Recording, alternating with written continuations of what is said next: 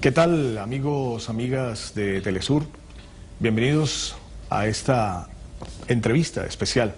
Seguimos nuestra cobertura desde Siria. Hoy estamos en Damasco con un invitado muy especial. Una persona sobre la cual están en este momento convergiendo todas las miradas en todos los sectores del mundo. El presidente sirio Bashar al-Assad está con nosotros. Presidente, gracias por estar en Telesur desde América Latina, desde el sur.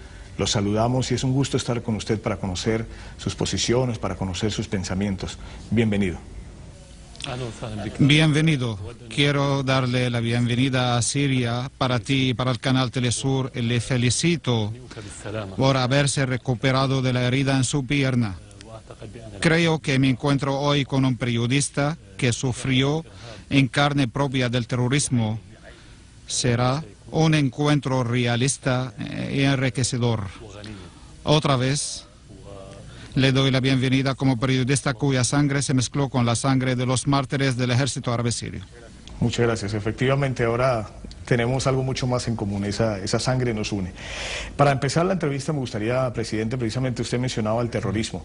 Ayer en Damasco nuevamente explotó un coche bomba, nuevos civiles han caído. ¿Qué busca el terrorismo? ¿De qué manera el terrorismo busca amilanar a Siria? Y ¿de qué manera eso puede repercutir exactamente en que Siria cambie su posición, pueda llevar a una negociación? ¿Cómo ve usted el uso del terrorismo para combatir a su gobierno? Estos terroristas expresan un solo mensaje que consiste en la ideología oscurantista que portan. Para ellos, cualquiera que no piense de la misma manera que ellos es una persona que no merece vivir. De vez en cuando ellos perpetran estos atentados para obligar a los ciudadanos a acercarse a ellos o con el fin de frustrarlos. Quieren que la gente pierda toda esperanza en la vida, pues cuando se pierde la esperanza en la vida y a la gente se acerca en una manera u otra a ellos. Este es un aspecto, pero hay también atentados terroristas que son financiados, incitados y planificados desde el exterior para lograr que la plena frustración se apodere de los sirios y que sientan que no hay ninguna esperanza en la patria y que Siria, la que conocieron a lo largo de siglos de tiempo, ya no existe, ya que la decepción es la que lleva a la gente a la derrota y la impulsa a dejar de defender a su país. Lo que viste ayer es uno de cientos de intentos que tuvieron lugar en este mismo marco, pero siempre daban efectos reversos, pues los sirios están ahora más decididos que nunca a defender su patria. Muy bien, presidente. Ayer veíamos a un presidente de Estados Unidos, Barack Obama, dando sus reflexiones sobre lo que ha significado la presencia de Estados Unidos en el mundo. Hablaba de muchas cosas, mencionó por supuesto obviamente el tema de Siria, que es el tema central casi de la Asamblea General de la ONU. El presidente Barack Obama de una u otra manera dice que está de acuerdo con una solución pacífica para esta situación siria. Sin embargo, pide que la ONU emita una resolución firme contra su gobierno. Sin que se haya determinado incluso por parte de los mismos inspectores de la ONU, el presidente Obama decía claramente ayer y lo acusaba directamente diciendo que efectivamente su gobierno sí utilizó estas armas químicas para asesinar mujeres, para asesinar a hombres y muchos niños, que su gobierno es el responsable del uso de estas armas químicas. Respecto a su discurso ayer, es como el resto de sus anteriores discursos. Son discursos llenos de alegaciones basadas en la falsificación y contienen muchas mentiras. Pero de forma general, la mayoría de las declaraciones de los responsables estadounidenses en todas las administraciones, sean en la actual administración o en las anteriores administraciones, son declaraciones que no portan el mínimo de credibilidad. Por eso, no es importante comentar sobre sus declaraciones. Y en general, son declaraciones repetidas y similares. Desde el inicio de la crisis en Siria, la política estadounidense se basó en mentiras. Ellos lo saben y quizás no, pero creo que sabían de todas las mentiras. Pero esas alegaciones y mentiras se intensificaron en la actual administración, contribuyó directamente en la falsificación, después de haber planteado el tema del uso de las armas químicas el pasado 21 de agosto. Y esa administración no presentó ninguna evidencia sobre sus alegaciones, lo que significa que mentía al pueblo estadounidense. Cuando no lograron convencer al pueblo estadounidense con sus alegaciones, ya no podían hacer marcha atrás y pasaron a fabricar más mentiras, y nosotros les habían desafiado desde los primeros días que presenten evidencias sobre este tema.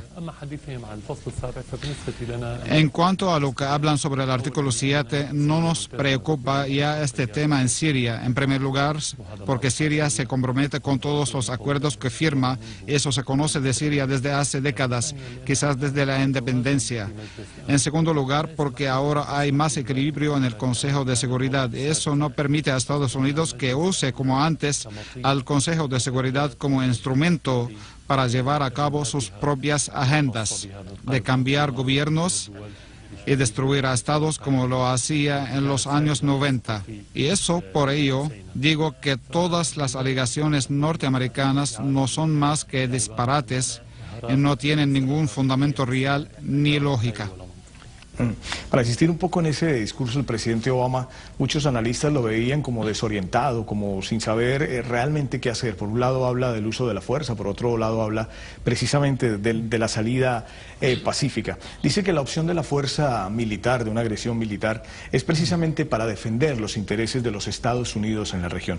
Según usted, presidente, ¿cuáles son los intereses de Estados Unidos especialmente en Siria?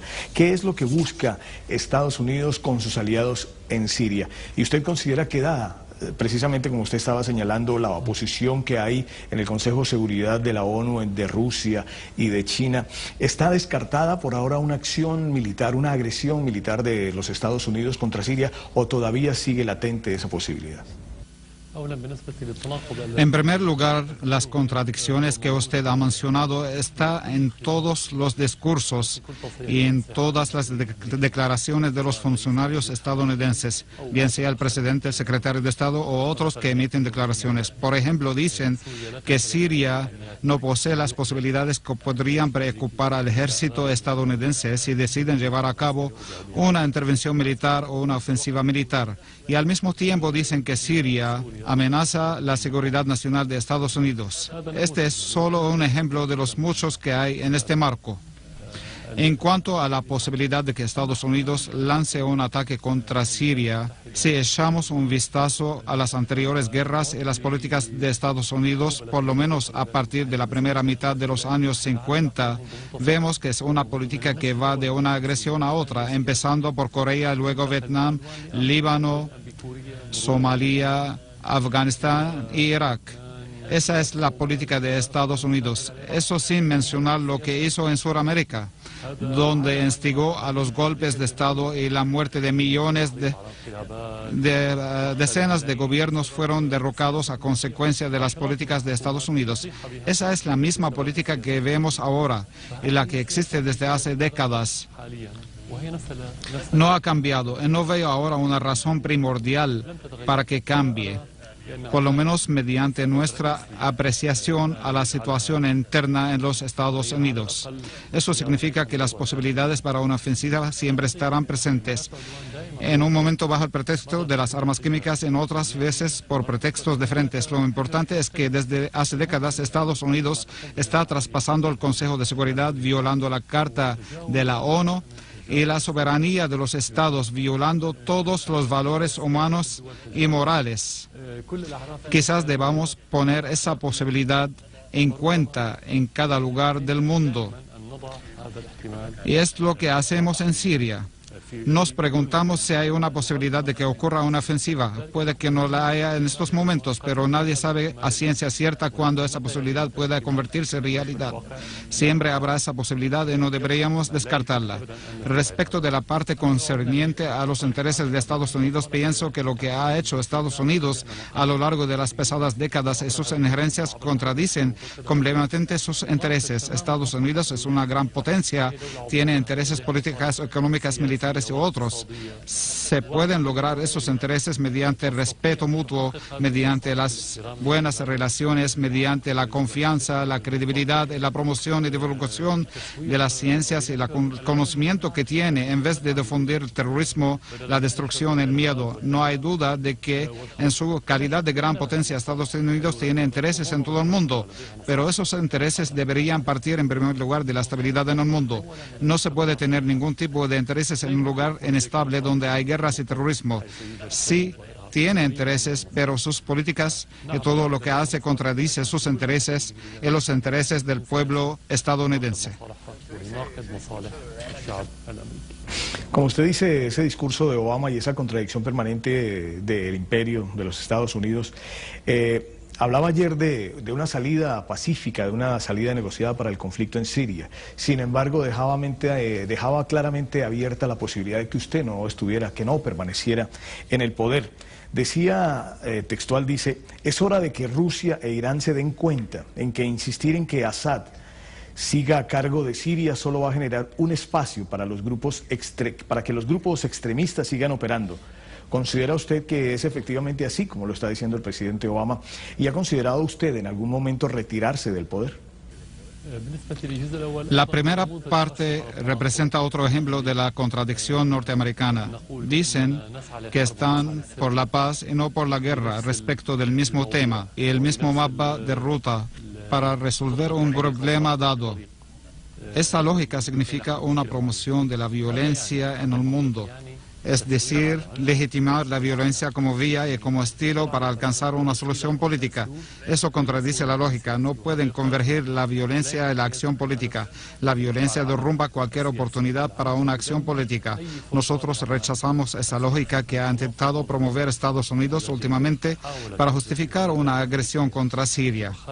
En cuanto al tema de la renuncia del poder, ese asunto lo han planteado desde hace más de un año los funcionarios estadounidenses o algunos de sus aliados europeos. En lo que respecta a nosotros, respecto a ese asunto no se incumbe por una razón muy simple. Es que desde hace más de 5 décadas Estados Unidos no ha derrocado en Siria a un presidente o asignado a un responsable. Siria es independiente desde hace generaciones. Por eso Estados Unidos no puede venir ahora a creerse capaz de poder definirle al pueblo sirio quién vendrá y quién saldrá del poder. Ese asunto es 100% voluntad del pueblo sirio. Inclusive los países amigos no tienen rol en este asunto. Eso depende de la voluntad del pueblo sirio, exclusivamente de las urnas. Cuando se celebren las elecciones del pueblo sirio, decidirá quién se queda y quién se va. Ese asunto está decidido. Si el pueblo sirio no tiene que llegar, debes ir inmediatamente, y viceversa. Estados Unidos no tiene absolutamente nada que ver en ese asunto. Igual habla de eso o haga lo que haga. Por esta razón, desde el principio no les hacemos caso a lo que dicen al respecto. Ya para terminar este tema de Obama, decía una frase magistral, de pronto que va a quedar en la historia. El mundo hoy es mejor así y gracias a Estados Unidos. ¿Qué piensa usted, presidente? ¿El mundo es mejor hoy gracias a Estados Unidos? Hablemos realidades. ¿Acaso Irak está mejor con la presencia estadounidense? ¿Acaso Afganistán está mejor? ¿La situación en Libia está mejor? ¿La situación en Túnez está mejor? ¿La situación en Siria está mejor? ¿Cuál de los sitios está mejor? ¿Vietnam estaba mejor cuando el americano interviniera o cuando la dejó independizarse y autodesarrollarse? Esta situación se da también donde ustedes en América del Sur. ¿Acaso está mejor ahora o cuando interfiriera Estados Unidos? La verdad, creo que el mundo está mejor cuando Estados Unidos deje de interferir. Nosotros no queremos que ayude a nadie. Él, Obama, decía ayer, nosotros no podemos solucionar los problemas de todo el mundo. Y yo digo que sería mejor que Estados Unidos no intenten solucionar los problemas del mundo. En cada lugar donde algo empeoraron la situación. Lo que queremos de Estados Unidos es que no interfiriera en los asuntos de los países del mundo. Y entonces el mundo será mejor seguramente. Ahora, si pretenden que la proliferación del terrorismo es lo mejor, entonces esto corrobora lo que dicen algunos norteamericanos en los medios y la prensa, de que la política de Obama se basa en dar apoyo al terrorismo y al extremismo. Si esto es verdad, entonces lo que dice él es preciso, o sea, el mundo está mejor porque el terrorismo se extiende por todo el mundo. A excepción de esto, podemos afirmar que su habladuría es inexacta e incorrecta. En contraste con esa posición del presidente Obama, el presidente iraní Hassan Rouhani precisamente decía que no hay una solución militar para la crisis siria y hacía un llamado a todos los países a evitar que armas químicas pudieran llegar a manos de esos grupos extremistas que están combatiendo aquí en Siria y pidió el cese del apoyo a estos grupos extremistas. ¿Cómo ve usted ese discurso, esa posición del presidente iraní y hasta ahora cómo ha sido de importante para que Siria se haya mantenido como está hoy esa posición del pueblo iraní?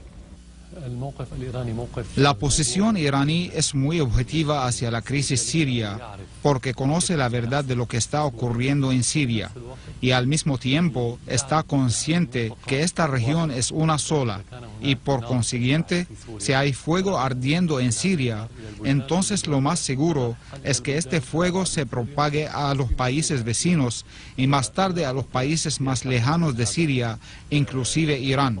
Así pues, Irán parte en su política desde esta premisa y parte también de otra premisa que dice que el pueblo sirio tiene derecho a solucionar sus problemas. En cuanto a los comentarios de los norteamericanos sobre la posición iraní, pues primero, como dije hace poco, que el americano se declara negativa o positivamente, nadie le cree tanto si alaba o critica, si repudia o reprende. Y al mismo tiempo, el iraní no es tan ingenuo como para dejarse engañar por la postura estadounidense, pues Irán tiene experiencia como la experiencia siria con las sucesivas administraciones estadounidenses, por lo menos desde el inicio de la Revolución Islámica de Irán. Por tanto, lo que nos importa a nosotros de este asunto no es el comentario estadounidense. Lo que nos interesa es la esencia de la política iraní hacia Siria. Y afirmo otra vez que esta es una esencia objetiva y con sus planteamientos logra la estabilidad en nuestra región. Por esto se ha aplicado la esencia de la visión iraní por las diferentes partes en Siria. Se plantea una reunión ahora, luego de muchos años, tras el triunfo de la revolución islámica, entre dos representantes de los gobiernos iraní y estadounidense. ¿Cómo considera usted esos acercamientos? ¿Son reales? ¿Se pueden considerar reales esos acercamientos de Estados Unidos hacia Irán? ¿O simplemente se pueden considerar que es una forma, un mecanismo para arrestar precisamente amigos a Siria? ¿O hasta qué punto se podría pensar que efectivamente Estados Unidos se está dando cuenta que le queda es el método de la negociación y no de la imposición por la fuerza de sus intereses? Primero, los más cercanos amigos de Estados Unidos no confían de él, lamentablemente. Por tanto, con toda seguridad, el acercamiento iraní-estadounidense no significa que Irán confía en Estados Unidos. Nosotros tenemos una relación con Estados Unidos que atravesó diferentes fases de alza y baja. Pero la confianza no existía en ninguna de las etapas. Aunque en el trabajo político uno necesita experimentar todos los instrumentos y tocar todas las puertas para aliviar la tensión en un mundo, pues la comunicación y el diálogo es una cosa necesaria en la naturaleza de la acción política de los países. Creemos que el acercamiento de Irán con Estados Unidos, tanto por el expediente nuclear iraní o por cualquier otro expediente, es algo positivo que sirve a la región si existiese un verdadero y sincero deseo de Estados Unidos de intercambiar el respeto con Irán y no meterse en sus asuntos internos, y no obstruir su empeño por obtener la tecnología nuclear. Esto por una parte. Por otra, no creo que Estados Unidos abandonó el principio de utilizar la fuerza militar. Yo veo lo contrario. Cuando Estados Unidos vio que tiene rivales en el concierto internacional o incluso socios de grandes potencias emergentes, prefirió retractarse del principio de usar la fuerza, a pesar de que esta administración, cuando vino por vía de las elecciones, se basaba en el rechazo a la doctrina de Bush en cuanto al uso de la fuerza, y ahora vuelve a la misma doctrina. Creo que ellos intentan hacer una asimilación del rol iraní, tal como sucedió con Siria hace algunos años, pero los iraníes están conscientes de este juego. Presidente, retornando a este tema Siria, el tema de las armas químicas, ¿cuál es la garantía real, efectiva, que da su gobierno de que el inventario que se entregó corresponde efectivamente a las armas, al arsenal químico que usted tiene? ¿Y cuáles serían efectivamente las garantías que hay para los inspectores de la ONU para que puedan venir a revisar ese inventario y a poner esas armas bajo control internacional o a destruir esas armas químicas? Nuestra relación en este asunto será con la Organización de Prohibición de las Armas Químicas. Y no se le pide de Siria que presente garantías al mundo o a dicha organización, sino se le pide tratar con mecanismos específicos o comprometerse a mecanismos específicos estipulados en la Convención sobre las Armas Químicas. Y como había dicho anteriormente, Siria cumple los acuerdos que suscribe.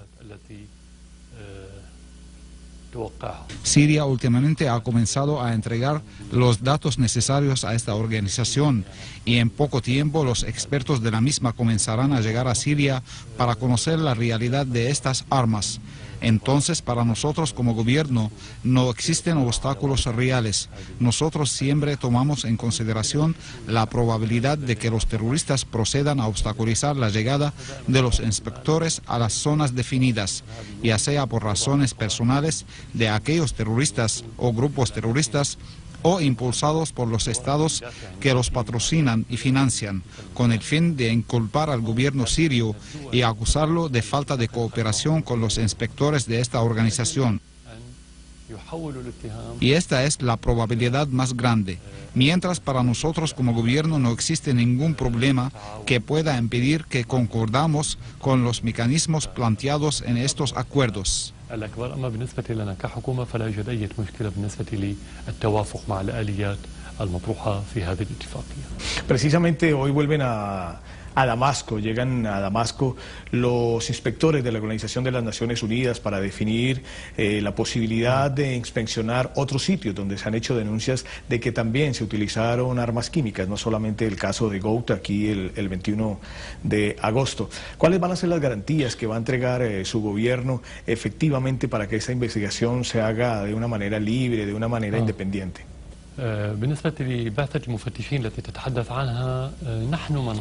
En cuanto a la misión de expertos que mencionas, nosotros hemos solicitado que venga al país en el pasado mes de marzo, cuando los terroristas han utilizado gases tóxicos en una de las zonas de Alepo al norte. Esta misión no vino por iniciativa de Naciones Unidas o de cualquier otro estado, y quien obstaculiza su llegada al país es Estados Unidos. En realidad nosotros la hemos invitado y tenemos interés en que venga para que determine la realidad del uso de las armas químicas en Siria. Entonces es ilógico que vayamos a invitarla y luego obstaculizamos su labor. Es más, cuando la misión abandonó a Siria últimamente, hace pocas semanas, nosotros queríamos que siguiera investigando las zonas donde supuestamente se utilizaron las armas químicas, pero la insistencia de Estados Unidos en su retorno antes de cumplir su tarea es lo que le impulsó a abandonar el país. Y ahora volverá y seguramente el gobierno sirio respaldará el cumplimiento de su labor. Y no existen obstáculos, sino lo que había mencionado anteriormente, de que los terroristas vayan a interceptar a esta misión, especialmente en las zonas donde existe un amplio despliegue de los terroristas. بكثافة كبيرة. Pese a las acusaciones de que efectivamente el gobierno sirio fue el que utilizó las armas químicas, Rusia y su propio gobierno han presentado pruebas ante la ONU de que fueron los grupos armados, las bandas que operan en Siria, las que utilizaron las armas químicas. ¿Cuáles son las pruebas? Si usted nos puede contar un poco en qué se basa tanto Rusia como como el gobierno sirio para efectivamente comprobar que no fue el gobierno el que utilizó las armas químicas, sino fueron las bandas armadas. طبعا لدينا أدلة ولدينا أيضا. Seguramente tenemos pruebas y contamos con indicios. En cuanto a las pruebas o evidencias, pues cuando se utilizaron los gases tóxicos en Khan al-Asal, hemos tomado muestras de la tierra y de la sangre de las víctimas, así como de los restos de los obuses utilizados en el transporte de las sustancias tóxicas a dicha zona y también de los misiles. Y luego, mediante las operaciones del ejército, fueron descubiertos varios escondites donde tenían depósitos de diferentes tamaños con sustancias químicas y en algunos casos materiales y herramientas que se utilizaban para su elaboración. Hemos presentado estas pruebas al gobierno ruso, en específico antes de la llegada de la misión de Naciones Unidas a Siria.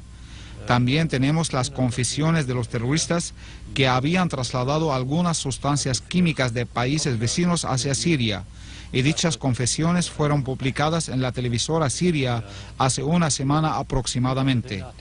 Pero cuando hay un crimen, podemos decir que el gobierno sirio no ha utilizado estas armas. O mejor dicho, déjame decir o preguntar, ¿por qué no la ha utilizado? En la práctica, la lógica de la realidad no dice esto.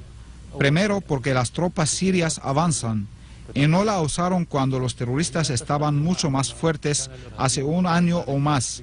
Por tanto, ¿por qué la van a usar ahora? No la usaron en zonas lejanas donde hay mucho más terroristas. Por tanto, ¿por qué la iban a usar en este sitio, en los suburbios de Damasco? No puedes usarlas en zonas residenciales donde pueden morir decenas de miles y no 1.000 o pocos centenares. No puedes utilizarlas en una zona próxima a las fuerzas militares sirias. Entonces, en la lógica, no se puede porque ni en el aspecto práctico ni en el operativo se puede usar tal arma en tales circunstancias. Cuando tienes entre las manos un crimen, entonces la primera pregunta que hace el detective es ¿quién es el beneficiado? Incluso antes de buscar las pruebas, piensa desde el inicio en quién tiene el interés en ese crimen. Está perfectamente claro que quienes tienen interés en ese crimen son los propios terroristas, especialmente cuando esas alegaciones coinciden con la presencia de una comisión de investigación. ¿Acaso sería razonable que el gobierno sirio atrajese a una comisión de investigación y usase las armas químicas para que la comisión venga a investigarlo? Esto no es creíble. Dista mucho de la razón, pues todos los indicios denotan que el gobierno sirio no las usó y todas las pruebas indican que los terroristas fueron quienes utilizaron las armas químicas en la periferia de Damasco.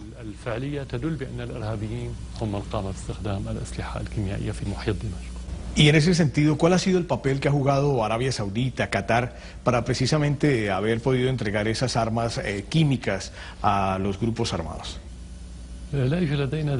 Para serte exacto, no tenemos una prueba que confirme su traslado de armas químicas a estos grupos, pero es conocido que estos países fueron quienes han dado apoyo a los terroristas desde el principio de la crisis en Siria. Les trasladaron todo tipo de armas sofisticadas sin excepción, y esto está confirmado y documentado.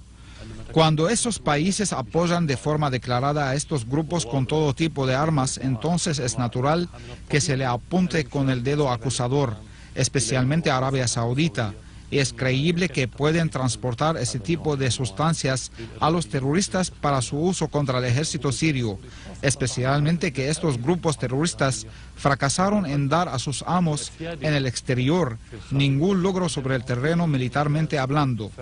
Desde luego, ellos han logrado destruir mucho en Siria, destruyeron la infraestructura, afectaron la economía, afectaron de forma muy negativa la vida de los ciudadanos.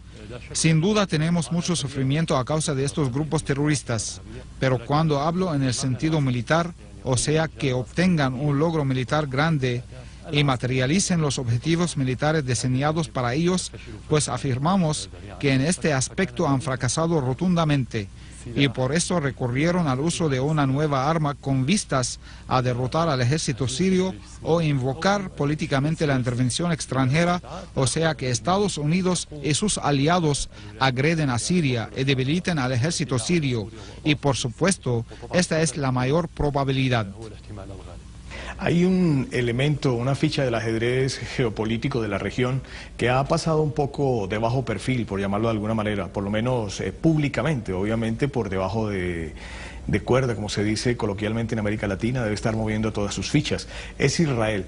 ¿Cuál ha sido el papel de Israel precisamente en este conflicto sirio y por qué a la hora de hablar de las armas químicas no se habla precisamente de las armas nucleares, de las armas que posee Israel? Israel es un estado agresivo. Israel se creó sobre la base de la expansión. Ocupa las tierras de los demás y asesina a los pueblos que la rodean. Obviamente ha matado a muchos palestinos a lo largo de más de 6 décadas. Mató a muchos libaneses, a muchos egipcios, sirios y otros por medio de asesinatos y atentados terroristas. Y hoy desempeña el mismo rol dando apoyo a los terroristas de forma directa en las zonas fronterizas colindantes del frente sirio, o sea, hacia el Golán sirio ocupado, donde presta apoyo logístico, médico y de inteligencia, y también armamento y municiones a los terroristas. Incluso, presidente, se ha conocido una información en la cual Israel ha entregado algunas concesiones petroleras precisamente ahí en esas alturas del Golán sirio. Esto se planteó en torno al petróleo en la costa oriental del mar Mediterráneo, pero son meros análisis porque no tenemos informaciones sobre este punto. Ahora, en cuanto a la existencia del arma nuclear israelí, y como había dicho, nadie habla de ella porque Israel, el Estado agresivo, el Estado paria, obtiene una cobertura completa por parte de Estados Unidos en todas sus políticas. Es una cobertura de sus crímenes. Hay cobertura dentro de Estados Unidos en el Consejo de Seguridad y en las organizaciones internacionales, entre ellas la Agencia Internacional de Energía Atómica.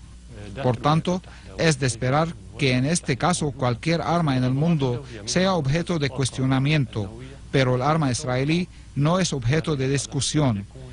Esta es la lógica reinante en el mundo, la lógica de la hegemonía, la lógica del colonialismo, la lógica del más fuerte.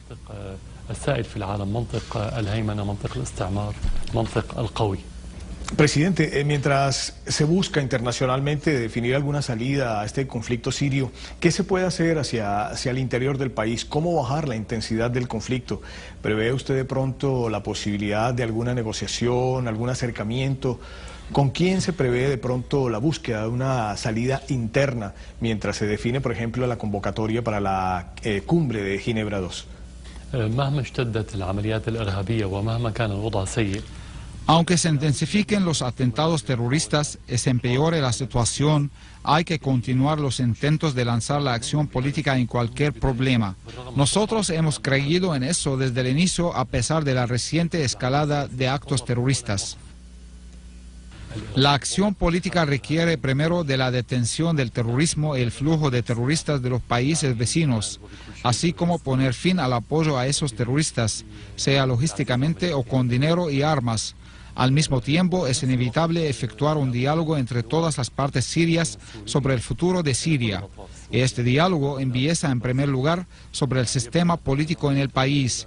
Quiero decir, el sistema político que quieren los sirios, y lo que surge de este sistema de reglas, leyes y otras cosas. Muchos detalles. Cuando los sirios acuerdan una determinada opinión en la mesa, se pueden plantear las cosas acordadas al pueblo sirio para su aprobación a través de un referéndum popular. Actualmente la Conferencia de Ginebra es uno de los importantes ejes políticos porque logra una oportunidad de diálogo entre los diferentes componentes sirios.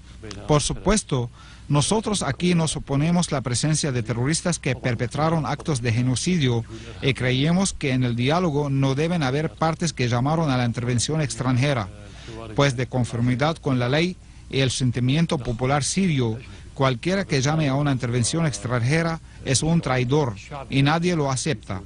Pero nosotros hablamos del principio de la Conferencia de Ginebra. La Conferencia de Ginebra es un paso necesario e importante hacia la apertura de un camino al diálogo entre los componentes sirios. Pero la Conferencia de Ginebra no sustituye al diálogo interno en Siria y tampoco sustituye a la opinión del pueblo sirio, que lo decide todo a través de un referéndum. Estas son las líneas generales de nuestra visión de acción política para solucionar la crisis en Siria, pero todos esos ejes no lograrán ningún resultado práctico si no se detiene el apoyo al terrorismo sobre el terreno. Precisamente usted señalaba de que no se puede negociar en Ginebra con los grupos que usted considera terroristas.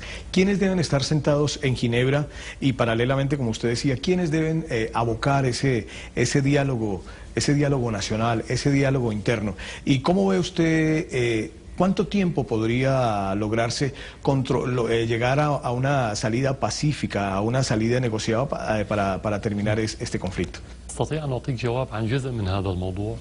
Yo le puedo dar respuesta a una parte de este asunto. Es la parte concerniente a los partidos existentes dentro de Siria y que pertenecen al pueblo sirio. Diferentes partes, ya sea de la oposición o intermedios o partidarios del Estado.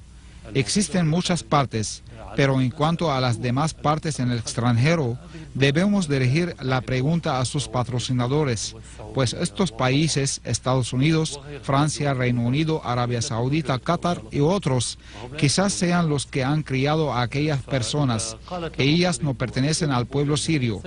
Entonces, si ellos le dicen que vayan a Ginebra, ellas van. Y si le dicen digan tal cosa, la dirán. Entonces, si queremos conocer la respuesta a esta parte de la pregunta, debemos preguntar a estos países si enviarán o no a estas personas, ya que ellas no representan al pueblo sirio. El pueblo sirio no las enviará, y tampoco el gobierno sirio.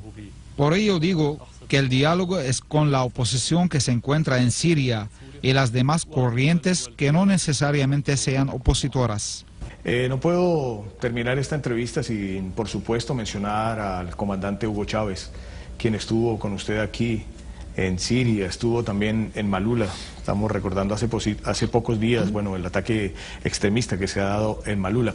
Decía el presidente Chávez que si había alguien humanamente humano, como decía él en un argot, recordando a un cantante popular, Ali Primera, para pensar en estar de acuerdo en una agresión contra Siria.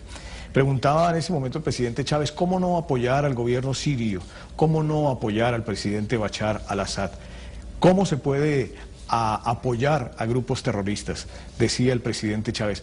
Me gustaría que me diera su impresión de lo que recuerda justamente de ese encuentro con el presidente Chávez aquí en Siria y qué significa esa posición que ahora asume Venezuela, que asumen varios países en América Latina en defensa de la libertad y de la seguridad de Siria.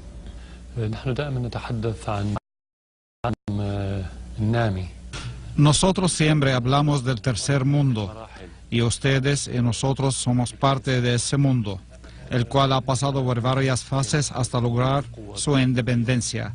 Primero fue la etapa de la salida de las fuerzas extranjeras del país ocupado.